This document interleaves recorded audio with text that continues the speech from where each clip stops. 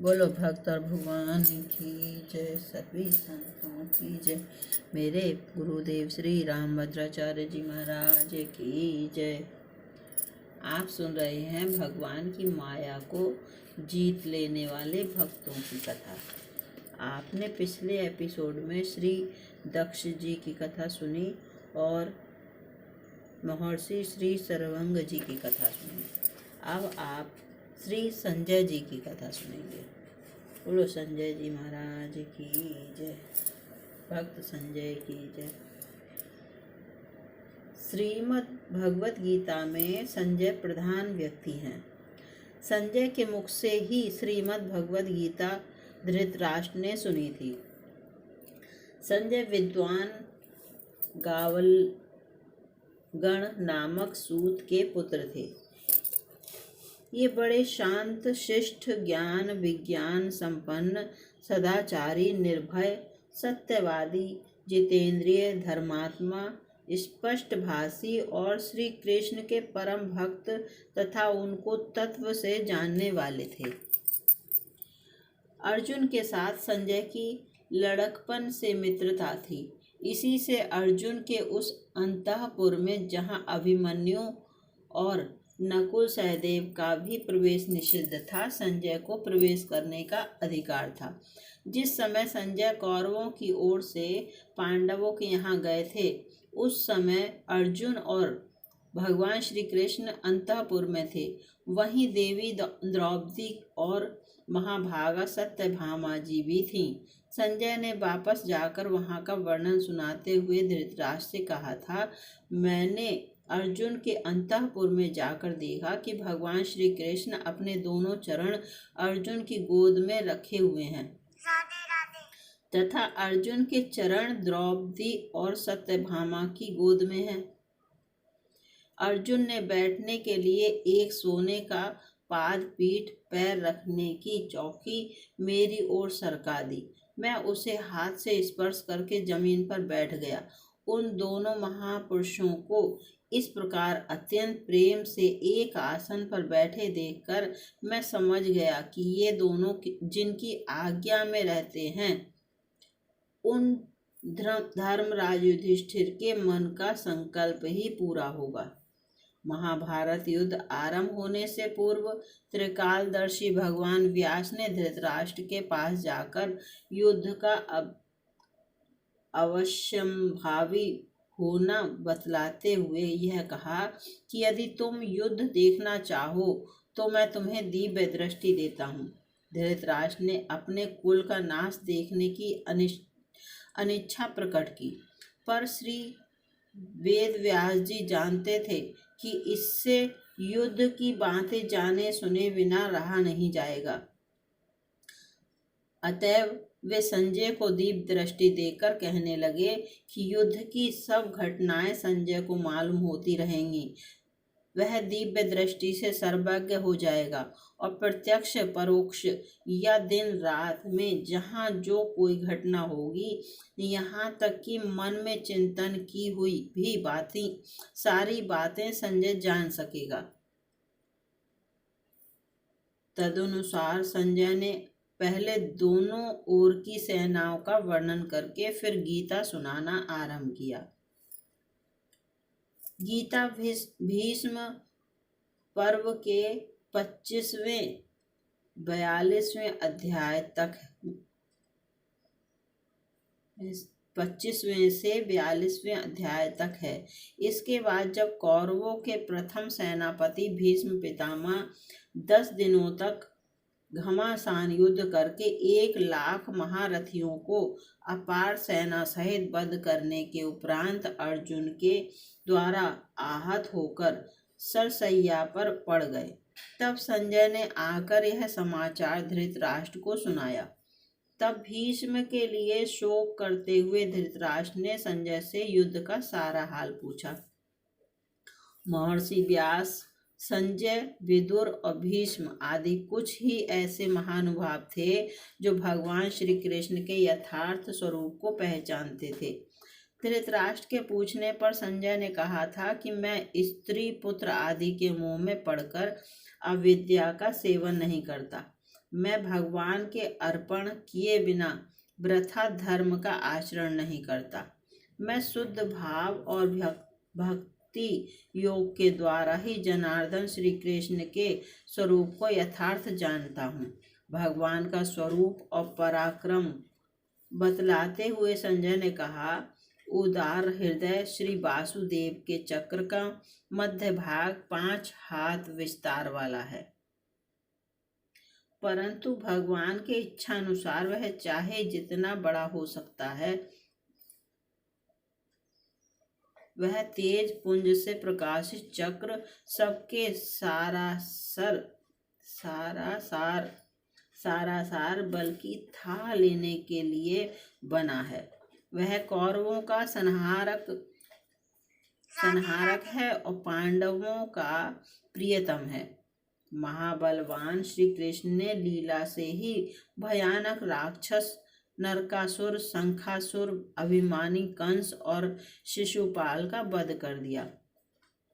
परम ऐश्वर्यवान सुंदर श्रेष्ठ श्री कृष्ण मन के संकल्प से ही पृथ्वी, अंतरिक्ष और स्वर्ग को अपने बस में कर सकते हैं। एक ओर सारा जगत हो और दूसरी ओर अकेले श्री कृष्ण हो तो सार रूप में वही उस सबसे अधिक ठहरेंगे। वे अपनी इच्छा मात्र से ही जगत को भस्म कर सकते हैं, परंतु उनको भस्म करने में सारा विश्व भी समर्थ नहीं है। यतः सत्यम यतो धर्मो यतो हिरार्जवम यतः ततो भवति गोविंदो यतः कृष्णस्तो जयः। जहाँ सत्य, धर्म, ईश्वर विरोधी कार्य में लज्जा और हृदय की सरलता होती है, वहीं श्री कृष्ण रहते हैं। नहीं, वहीं निःसंदेह विजय है। सर्वभूतात्मा पुरुषोत्तम श्री कृष्ण लीला से पृथ्वी, अंतरिक्ष और स्वर्ग का संचालन किया करते हैं। वे श्री कृष्ण सब लोगों को मोहित करते हुए से पांडवों का बहाना करके तुम्हारे अधर्मी मूर्ख पुत्रों को भस्म करना चाहते हैं। भगवान श्री कृष्ण अपने प्रभाव से काल चक्र, जगत चक्र और योग चक्र को सदा घुमाया करते हैं। मैं यह सत्य कहता हूँ कि भगवान श्री कृष्ण ही काल, मृत्यु और स्थावर जंगम रूप जगत के एकमात्र अधीश्वर हैं। जैसे किसान अपने ही बोए हुए खेत को पक जाने पर काट लेता है, इसी प्रकार महायोगेश्वर श्री कृष्ण समस्त जगत के पालन करता होने पर भी स्वयं उसके संहार के लिए कर्म करते हैं। वे अपनी महामाया के प्रभाव से सबको मोहित किए रहते हैं, परंतु जो उनकी शरण ग्रहण कर लेते हैं वे माया से कभी मोह को प्राप्त नहीं होते। ये त्वामेव प्रपंचते न ते मुहंति मानवः। इसके बाद धृतराष्ट्र ने भगवान श्री कृष्ण के नाम और उनके अर्थ पूछे। तब परम भागवत संजय ने कहा, भगवान श्री कृष्ण के नाम गुण अपार हैं। मैं जो कुछ सुना समझा हूँ वही संक्षेप से कहता हूँ। श्री कृष्ण माया से आवरण करते हैं और सारा जगत उनमें निवास किया करता है तथा वे प्रकाशमान हैं। इससे उनको वासुदेव कहते हैं अथवा सब देवता उनमें निवास करते हैं, इसलिए उनका नाम वासुदेव है। सर्वव्यापक होने के कारण उनका नाम विष्णु है। माँ यानी आत्मा की उपाधि रूप बुद्धि वृत्ति को मौन, ध्यान या योग से दूर कर देते हैं। इससे श्री कृष्ण का नाम माधव है। मधु अर्थात पृथ्वी आदि तत्वों के संहार करता होने से या वे सब तत्व इनमें लय को प्राप्त होते हैं। इससे भगवान को मधुहा कहते हैं। मधु नामक दैत्य का वध करने वाले होने के कारण श्री कृष्ण का नाम मधुसूदन है।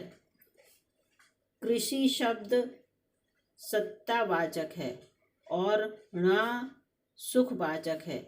इन दोनों धातुओं के अर्थात अर्थ रूप सत्ता और आनंद के संबंध से भगवान का नाम कृष्ण हो गया। अक्षय और अविनाशी परम स्थान का या हृदय कमल का नाम है पुंडरीक। भगवान वासुदेव उसमें विराजित रहते हैं और कभी उसका क्षय नहीं होता। इससे भगवान को पुंडरीकाक्ष कहते हैं। दस्युओं का दलन करते हैं। इससे भगवान का नाम जनार्दन है। वे सत्व से कभी च्युत नहीं होते और सत्व उनसे कभी अलग नहीं होता। इससे उनको सात्वत कहते हैं। वृषभ का अर्थ वेद है और ईक्षण का अर्थ है ज्ञापक, अर्थात वेद के द्वारा भगवान जाने जाते हैं। इसलिए उनका नाम वृषभेक्षण है। वे किसी के गर्भ से जन्म ग्रहण नहीं करते। इससे उनको अज कहते हैं। इंद्रियों में 100 प्रकाश है तथा इंद्रियों का अत्यंत दमन किए हुए हैं। इसलिए भगवान का नाम दामोदर है। हर्ष, स्वरूप, सुख और ऐश्वर्य तीनों ही भगवान श्री कृष्ण में हैं। इसी से उनको ऋषिकेश कहते हैं। अपनी दोनों विशाल भुजाओं से उन्होंने स्वर्ग और पृथ्वी को धारण कर रखा है। इसलिए वे महाबाहु कहलाते हैं। वे कभी अधः प्रदेश में क्षय नहीं होते, यानी संसार में लिप्त नहीं होते। इसलिए उनका नाम अधोक्षज है। नरों के आश्रय होने के कारण उन्हें नारायण कहते हैं। लिप्त नहीं, नारायण कहते हैं। वे सब भूतों के पूर्ण करता हैं और सभी भूत उन्हीं में लय को प्राप्त होते हैं। इसलिए उनको सर्व कहा जाता है। श्री कृष्ण सत्य में हैं और सत्य उनमें है तथा वे गोविंद व्यावहारिक सत्य की अपेक्षा भी परम सत्य रूप है। इससे उनका नाम सत्य है। चरणों द्वारा विश्व को व्याप्त करने वाले होने से विष्णु और सब पर विजय प्राप्त करने के कारण भगवान को जिष्णु कहते हैं। शाश्वत और अनंत होने से उनका नाम अनंत है और गौ यानी इंद्रियों के प्रकाशक होने से गोविंद कहे जाते हैं। वास्तव में तत्वहीन असत्य जगत को भगवान अपनी सत्ता स्फूर्ति से तत्व सत्य सा बनाकर उसको मोहित कहते हैं। यह संजय की श्री कृष्ण भक्ति और श्री कृष्ण तत्व ज्ञान का एक उदाहरण है। बोलो श्री कृष्ण भगवान की जय। महाराज संजय की जय। सभी संतों की जय। सभी भक्तों की जय। मेरे गुरुदेव श्री रामभद्राचार्य जी महाराज की जय। अभी आपने श्री संजय जी का वर्णन सुना। अब आप भगवान की माया को जीत लेने वाले भक्त श्री शमीक जी की कथा सुनेंगे। उसके बाद श्री उत्तानपाद जी और श्री याज्ञवल्क्य जी की कथा सुनेंगे। जय श्री राम।